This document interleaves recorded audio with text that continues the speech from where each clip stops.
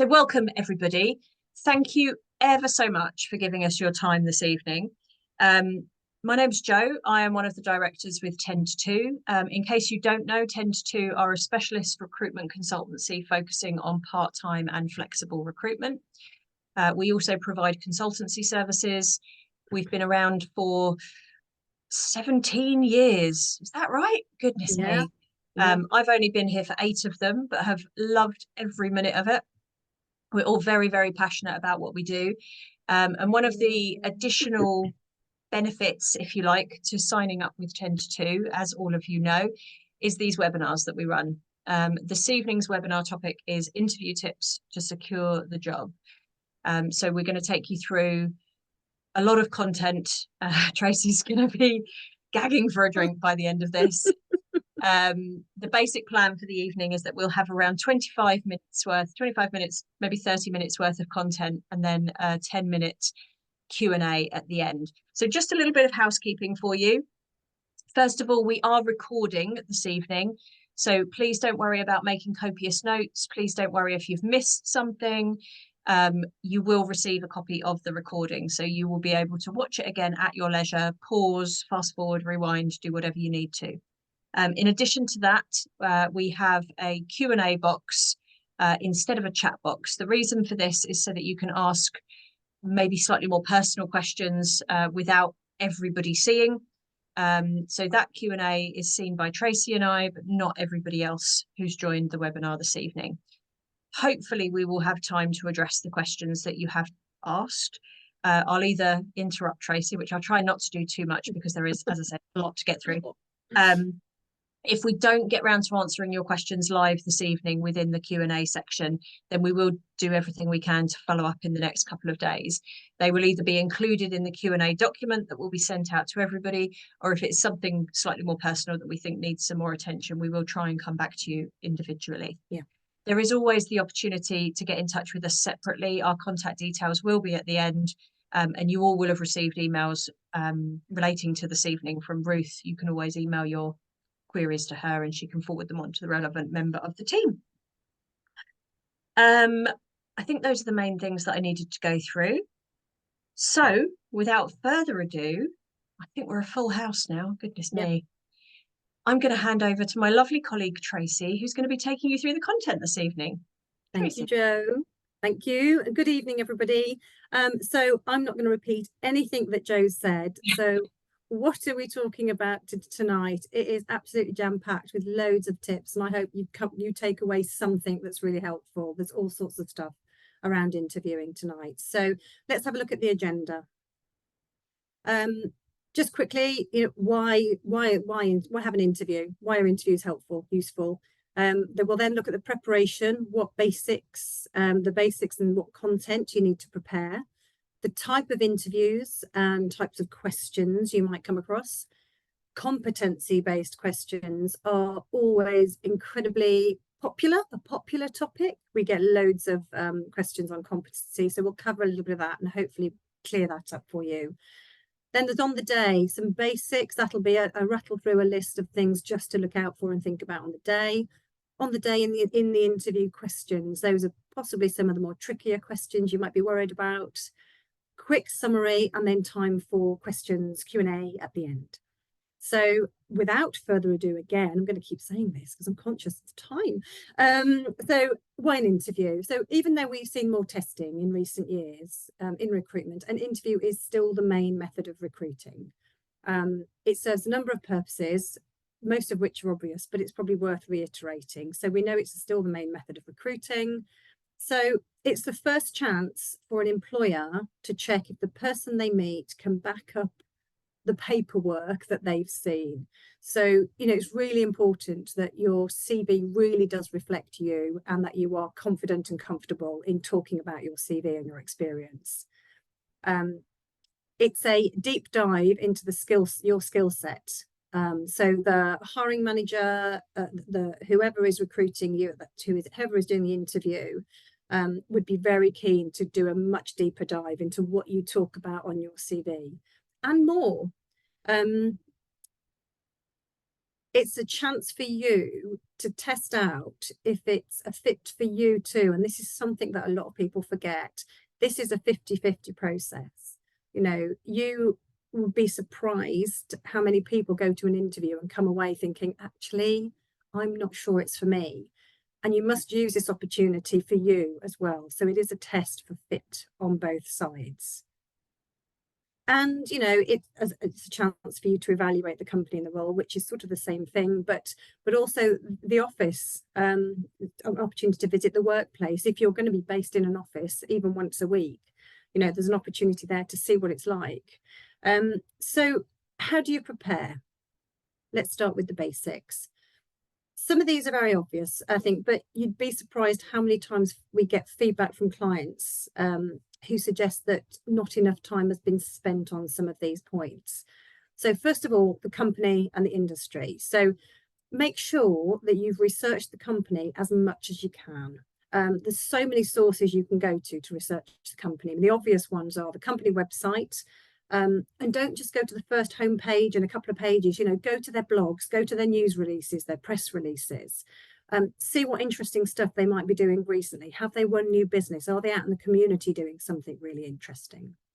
So have a look at that. There's also social media. There's so many sources that they might be posting stuff across social media, LinkedIn, Facebook, Twitter. Excuse me. Go and have a look at those and see if there's anything more informal. A little tickle. Well, while Tracy clears her throat, I'll throw in that Glassdoor is also a really useful website. However, do always take a pinch of salt that, as with any reviews, it's only if the people feel hugely negative or hugely positive that you're unlikely to get that middle ground being reviewed on Glassdoor. But it is a useful tool to use in your research. Absolutely. Thank you. The other thing to research is the people that you're going to be interviewed by. So at 10-2, if you're coming through us, we tend to give you the names of the people that are going to be interviewing you and a link to their LinkedIn profile if we have one. But if it's not us and you're going elsewhere direct, go and do your research into the people who are going to be interviewing you. Excuse me. It's a really good advantage to look at their profiles. You never know, there might be something in common which you can use in conversation. But it's also just good to get a feel for what's ahead of you. The place, this might sound really sort of basic, but just double check the exact location of your interview. You know, who are you meeting there? Who do you need to ask for? But in terms of access and parking, is there parking? Do you need to allow extra time? I'm a real early bird. I'm always early for places, but I'd much rather be early in case something happens en route. So just check for all of those details. And then dress code.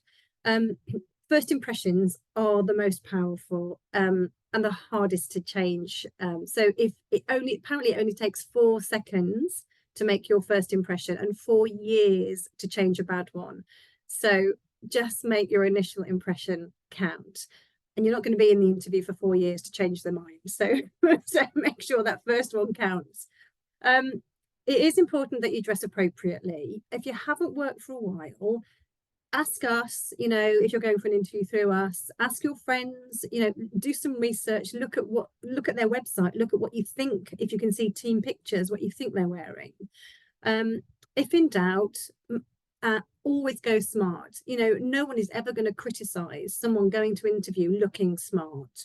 If everybody knows it's an interview, you'd be better going a bit smarter than underdressed. Remove any jewelry that could be considered unprofessional. It may be fine outside of work, but not every employer might think that. If you are a smoker or vapor, try not to smoke immediately before the interview. It could be quite obvious when you walk into an enclosed office space. And it's nice to have a bit of a spritz of perfume before you go or aftershave, but don't go mad. Again, same thing as vaping and smoking. Could be a bit overpowering. So just some simple tips there on preparation, the basics. Content. This is so important. This absolutely is the foundations, the building blocks of what you're going to do in your interview and what you're going to talk about. Spend time doing this. You would need to be showing them that you're the best candidate for the job. So how are you going to show them that you're the best candidate for the job? And what you need to demonstrate what you can do for the job and the company. So here's some tips. The first three I'm going to group together. So you need to review the job description thoroughly, or the job advert. You need to look at the roles and the responsibilities within the role, and you need to look at the skills they are asking for in the person's specification. Alongside this, review your CV absolutely thoroughly. And then you've got to match the two. You know, you need to make sure that you're on your CV, you are matching the skills and responsibilities needed for that role, and that you are going to have evidence to talk about the two. So that's on to the next point. Number five's jumped in there as well, but number 4, think of examples to support those key areas. You can do this in a number of ways. So one thing to do would be perhaps think back over projects you've worked on, achievements you've had, you know, successes. Give yourself a range of ones to choose from. We say about 3 or 4 should give you enough fodder to keep coming back to, and using those achievements or projects in your past to think of things that you can bring into the conversation. And we'll talk about in a few slides the questions, competency, behavioural questions, etc. But if you can just remember some big achievements or projects, you can use that going forwards. Know your motivations and reasons. So spend a little time thinking about yourself and how you can be perceived as an interested, enthusiastic candidate. Be clear about why you want the job. The interviewer might well ask you, why do you want this job? What is it about the company that attracts you? You know, are you going to find the job rewarding? Is it using your hard-won skills? You know, do you want to work in a team again? Do you want to work in a growing business? Now, the flexible hours and the location might be really what's attracting you. And I know that happens a lot. You know, we are often seeking these utopia part-time roles that work around everything. But try not to use that as your primary reason for going for the job. You know, the employer will want you to feel engaged in their proposition, their role, their company. Be prepared to talk about yourself and your aspirations. So be prepared to talk about yourself, your aspirations. Again, talking about the flexibility is fine, but not the main priority. You can, by all means, bring up that you are still career motivated. You know, you are very career orientated. Talk about what drives you. How can the job contribute to your aims? So don't be afraid to talk about what you think you can bring to the role at whatever stage you're at in your career. It could be experience, it could be adaptability, it could be strong skills in the organisation. So just think through what you might want to say at that point. Types of interview. So the telephone or videos are usually used in the early stages. Typically a process will include 2 of these. What we're seeing at the moment is typically a telephone or video for a first stage, and then a face-to-face. Face-to-face obviously disappeared during the pandemic, but it's most definitely coming back as the main form of interview at this point. So telephone or video will usually be an initial screening to see if there's a fit. If you're invited to the next stage, face-to-face, usually, let me just go back, apologies. Usually the face-to-face will be with 2 people from the organisation. So you could well get a HR person and the hiring manager.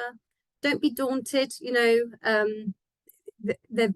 just don't be daunted by it. There may well be 2 people, just accept that. Everybody we know when they interview are very nice.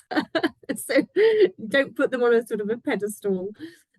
Panel interviews are used more often in formal organisations, perhaps where there's a lot of decision makers needed to reach a consensus. So big corporates, charities, public sector. And big corporates may sometimes run assessment days if they're recruiting a big cohort at one point. Just to So jump in there as well, Tracy, sorry. The assessment part is becoming something that's more common as well. So I don't know if we go on to talk about this later. I could be jumping ahead of our own content. no, we don't talk about assessments. So So even the SMEs that we tend to deal with more regularly than large corporates are bringing in assessments on a more regular basis. These assessments might be job related, so it could be attention to detail or skills within a certain piece of software. It may be uh, something to do with customer service, or alternatively, it could be something more along the line of psychometric, so assessing personality type, or ways in which you prefer to be communicated with. These are very, very rarely taken in isolation as a decision in the process, but they are additional information for the decision yeah, makers yeah, to use with everything else that they've gleaned through their telephone call with you and their face-to-face. So again, as with being faced with more than one person in a room, please don't see these assessments as terrifying and that you must achieve 100%, or don't see the psychometrics as something that's trying to catch you out. That's not what they're there for. They are there to add additional layer of information for yeah, the decision yeah, makers. yeah. Thanks, Joe. So let's go on to the types of question. You'll likely get a mix of questions at interview, and I'll quickly explain the various types here.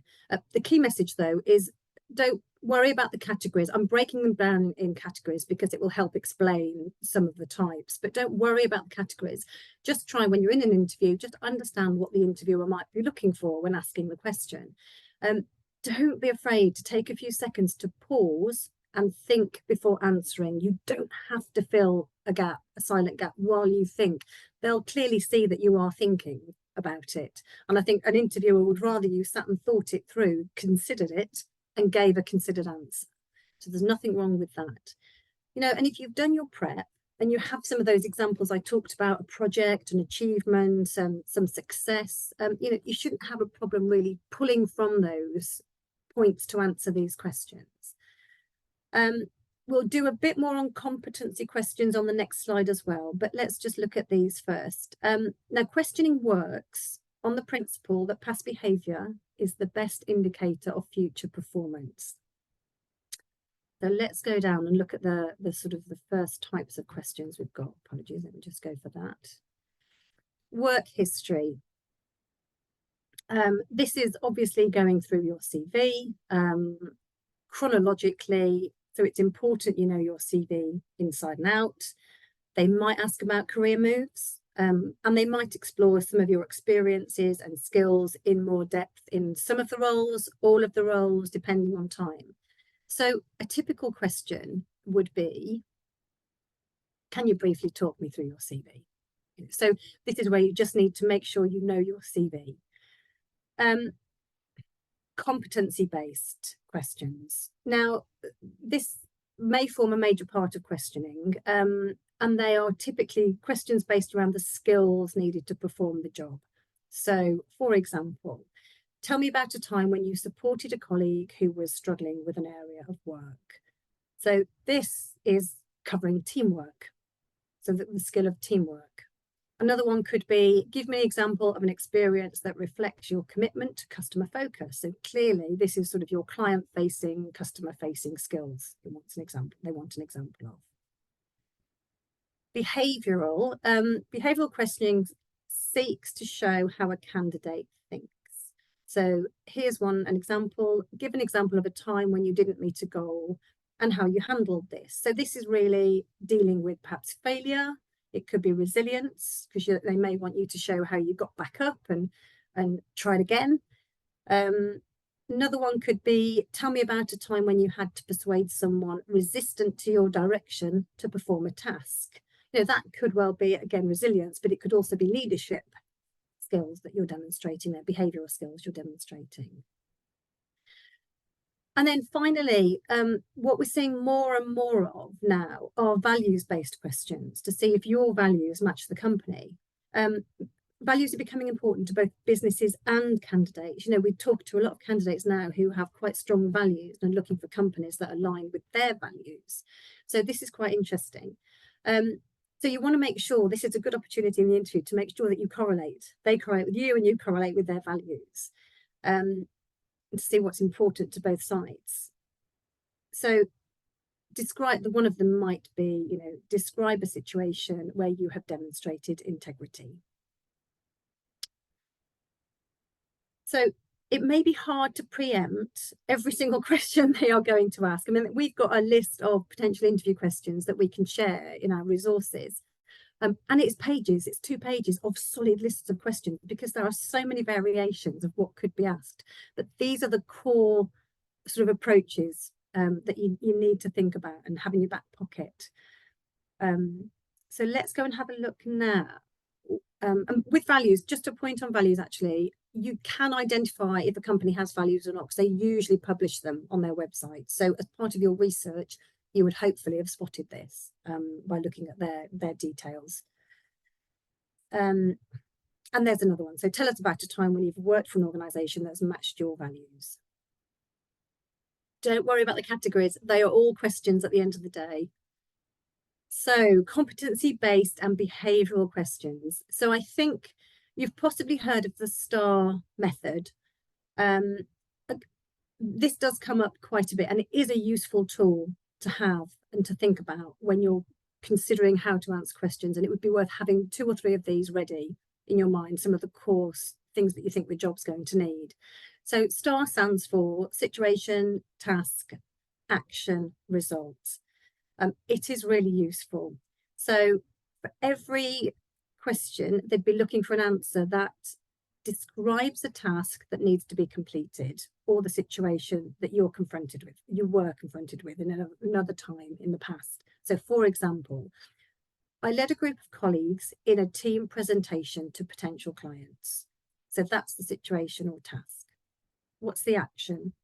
We presented to around 20 big industry players in the hope of winning their business. I delegated sections of the presentation to each team member, and we discussed our ideas in a series of meetings.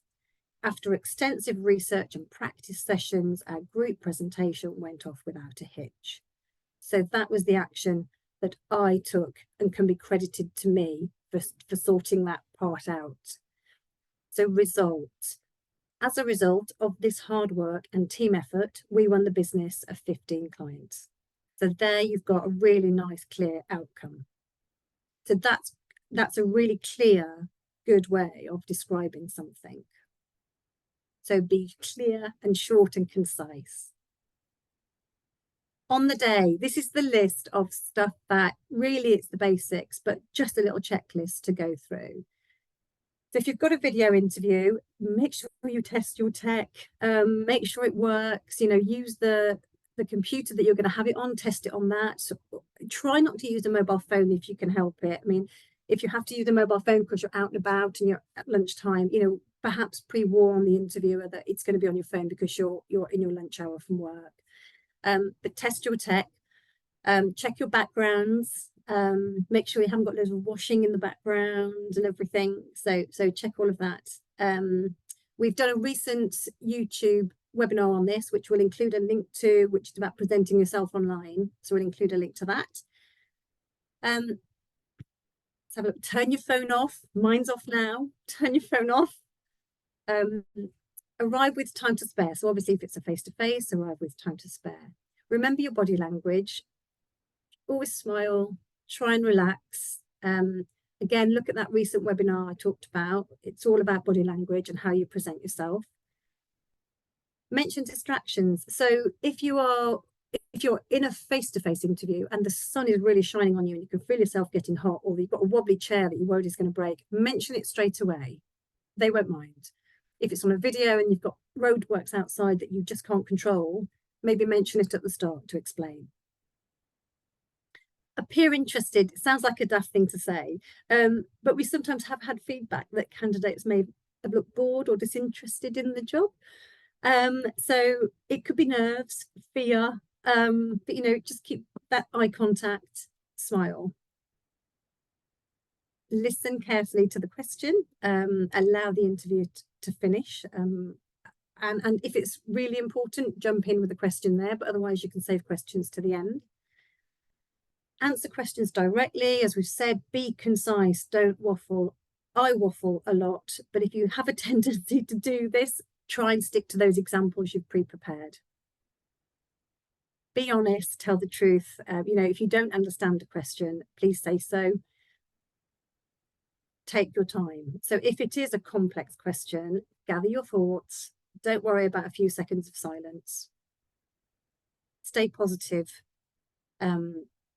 This is positiveness about your previous employers generally. So again, we have had feedback where a candidate was really negative about a couple of previous employers. So if it wasn't the right culture for you, we get that happens. You know, you do find you're in jobs that aren't right.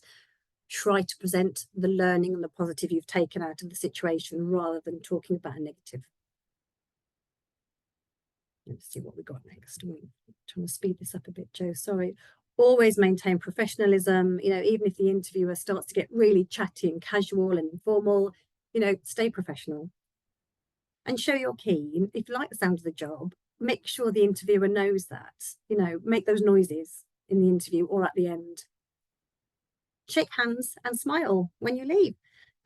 If you're nervous about shaking hands, take the lead from the interviewer. You know, obviously post-pandemic, some people are still a bit more nervous about it. It's not as common, but sort of let the interviewer take the lead.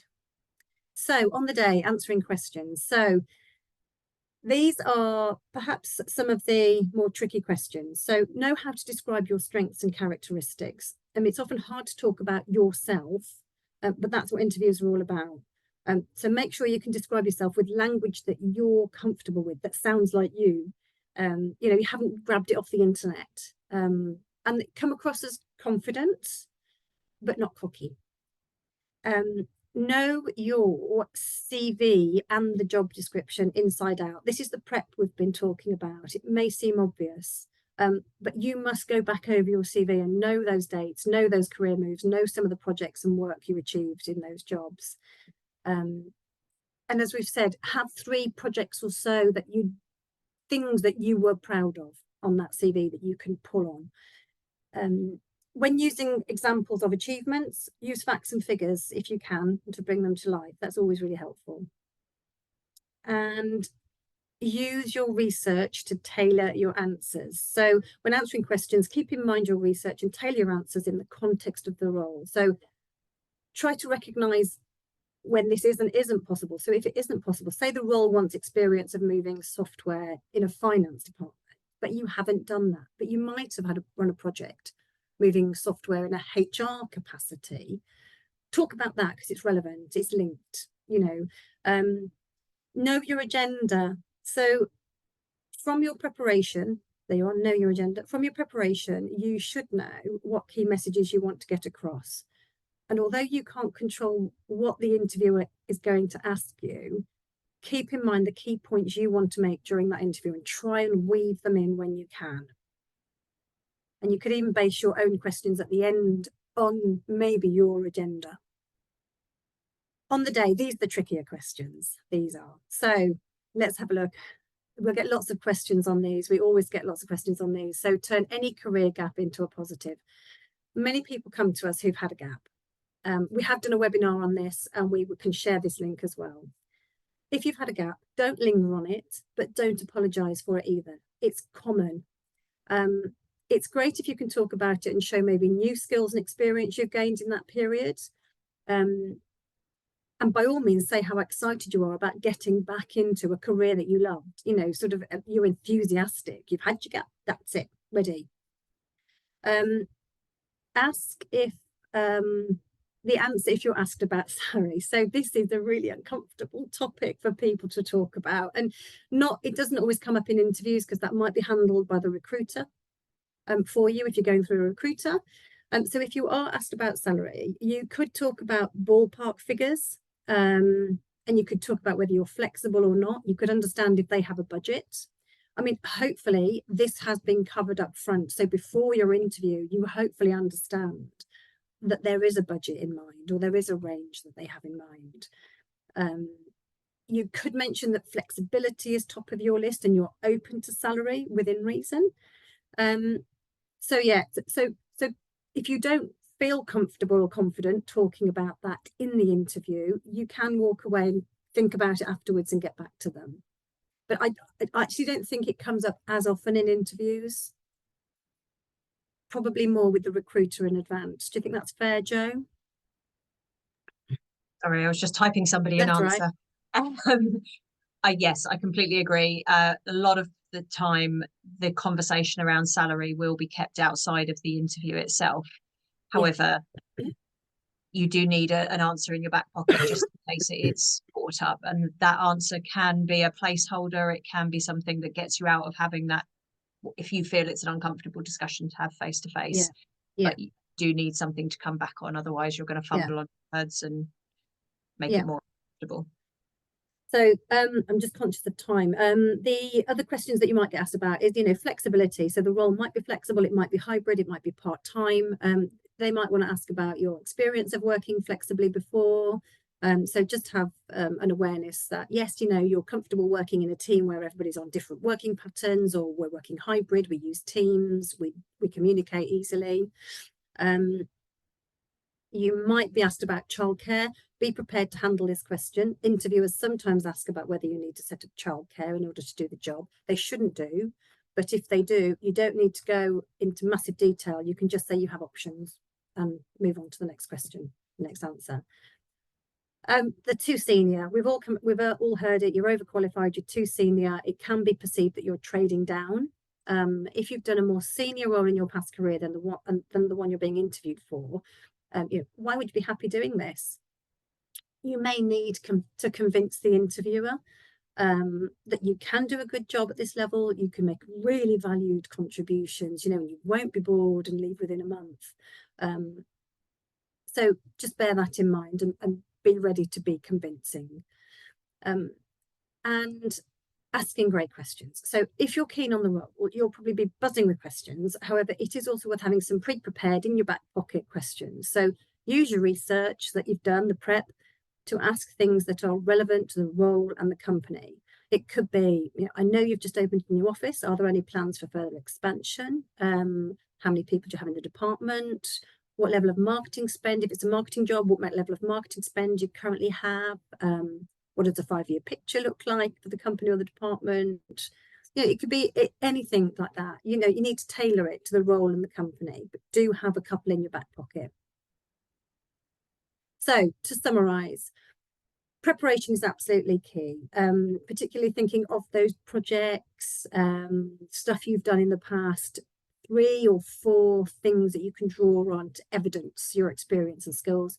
Tailor your answers for the role in the company. Ask great questions, try to relax and enjoy the process. I know it's easier said than done. It is a two-way street, remember that. It is also about you deciding if the job's right for you. So that's a rattle through questions. We've got a few minutes. I think we've got about 6 minutes for a few questions. I'm sure there's been loads.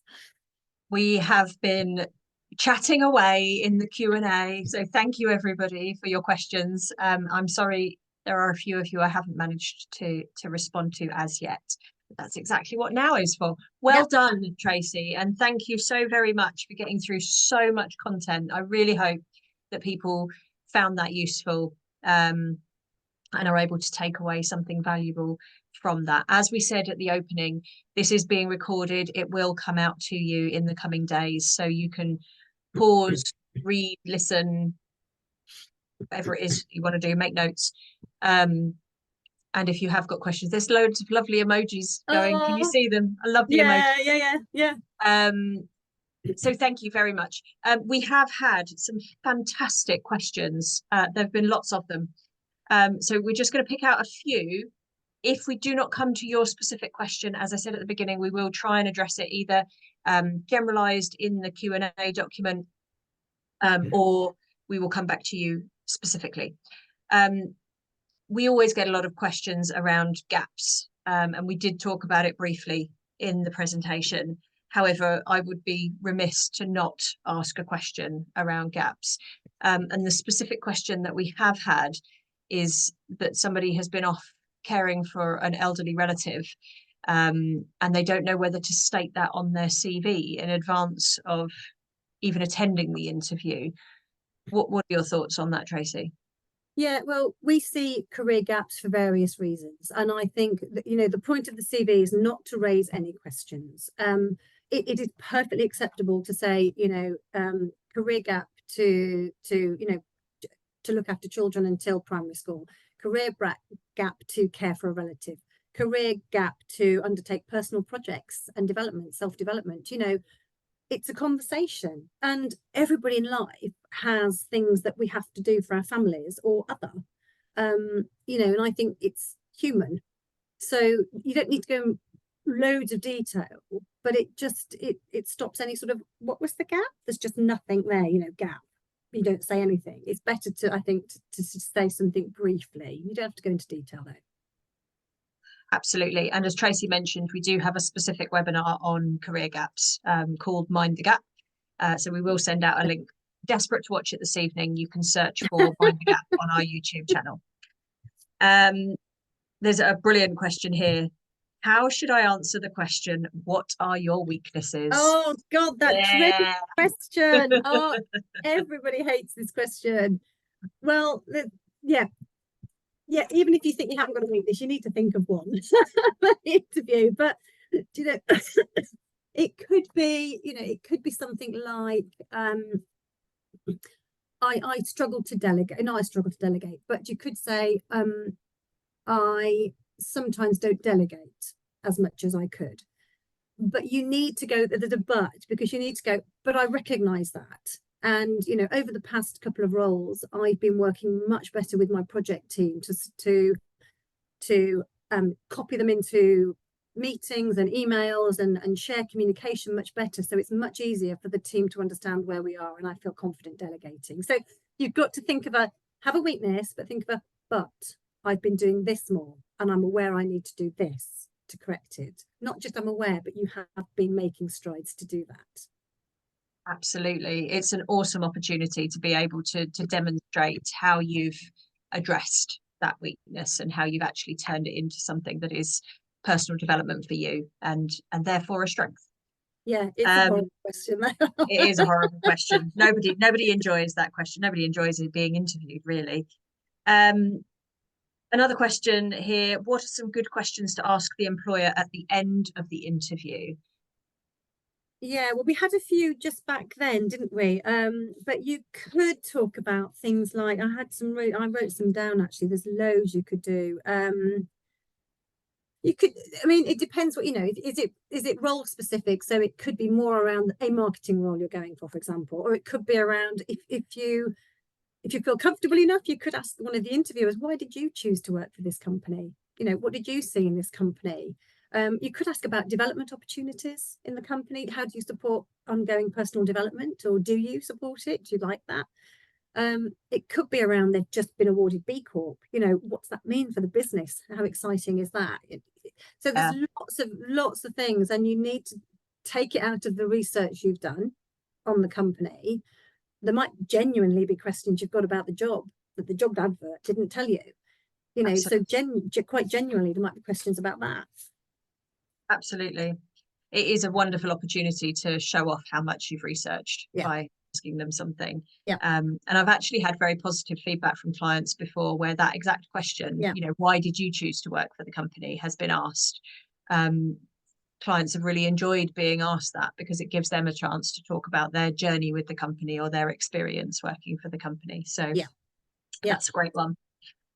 We've got time for a couple more. I'm going to whiz through. Trying to find ones that have been quite generic. When an interviewer wants to do an initial 15-minute chat, which is something that is becoming more common since the pandemic, as we said, video and phone interviews as a first stage have become much, much more commonplace. And often, if it is a telephone call, it can be quite short. So this attendee has asked what preparation is needed, because obviously it will be quite a short conversation. It still needs to be preparation. It might be 15 minutes, but you just don't know in that conversation. It might be literally a chat. Or, some clients might be quite relaxed, but others might do a mini version of an interview. So you still need to do preparation. Obviously, they can't ask as much in 15 minutes. I think the core thing is look at those skills. They're not going to have time to go deep into your CV. They're not going to have time to go deep into all of your projects that you've been successful at or deliverables, but have one or two up your sleeve. Know your CV by now. If you're going for interviews anyway, you should be up to speed on your CV. And don't forget, this preparation you're doing for the 15-minute might well come in useful 3 days later, a week later, because you might get to that next stage. So you've done a lot of it. You still need to do a bit of prep on the company. So I'd say you still need to do prep. Maybe not, 20 hours worth. I'm not saying you do 20 hours of prep, honestly, but you still need to make sure you're covering off bits of everything there. Because if they say it's informal, if a client says it's informal, any interview is an interview, even if it's an informal chat, it's still an interview. Absolutely. And those decision makers are still going to be, as you said right at the beginning of the presentation, they're still going to be receiving that first impression, even if it's just a verbal rather than a physical conversation. Time for one more question before we close out, I think. And this is one that's been asked in a range of different ways, but it's around redundancy and how to address that within an interview scenario. So this particular question said, I've been made redundant. How do I go about answering how that came about? And does it reflect badly on me if I've been made redundant? No, it doesn't reflect on you. Redundancy has become really quite common over the past, I'd say, decade, because you've had recession, you've had Brexit, you've had economy, pandemic. How could I forget that one? So people's CVs do often have at least one redundancy. I mean, you think you might be lucky if you haven't had a redundancy. So it is definitely more common nowadays, and I'd say more normal. And I think most interviewers understand it's the role, not the person. It used to be seen as the person was made redundant, as in it was their fault. But no, I do think interviewers now see that it's the role for various reasons. So just be practical with your answer. You don't have to labour it. Don't go into loads of detail about it. Say, unfortunately, the company relocated to Scotland and I couldn't commute. Or, unfortunately, the company lost a major client and they had to downsize.